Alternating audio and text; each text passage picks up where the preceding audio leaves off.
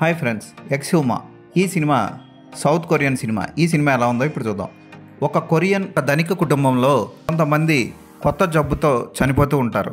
అలా చనిపోవడానికి ఓ శాపం కారణం అవుతుంది. ఆ శాపం ఏంటి, ఆ శాపాన్ని ఆ కుటుంబం నుంచి తీసివేయడానికి నలుగురు ఎలా ప్రయత్నించారు అన్నదే ఈ సినిమా కథ.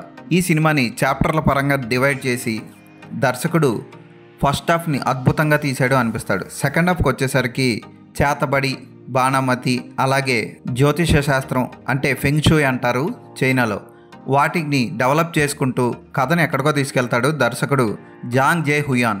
ఇక ఈ సినిమాలో పాత్రధారులు అందరి పేర్లు నేను చెప్పలేను, ఎందుకంటే ఆ చైనీస్ పేర్లు చెప్పడానికి కాదు కదా, పలకడానికి కూడా చాలా కష్టంగా ఉంటాయి. కానీ ఈ సినిమాలో అందరూ చాలా అద్భుతంగా చేశారు. కిమ్ శాంగ్ డియోక్ పాత్ర మాత్రం మనకు అందరికీ గుర్తుండిపోతుంది. డైరెక్షన్ అద్భుతం, ఫోటోగ్రఫీ టాప్, బ్యాక్గ్రౌండ్ మ్యూజిక్ కూడా చాలా బాగుంటుంది.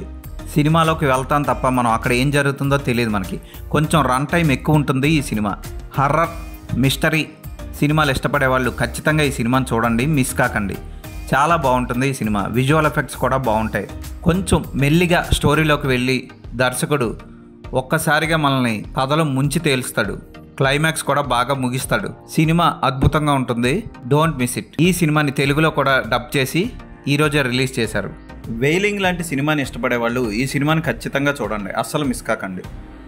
ఈ సినిమాకి నేను ఇచ్చే రేటింగ్ 3.5/5.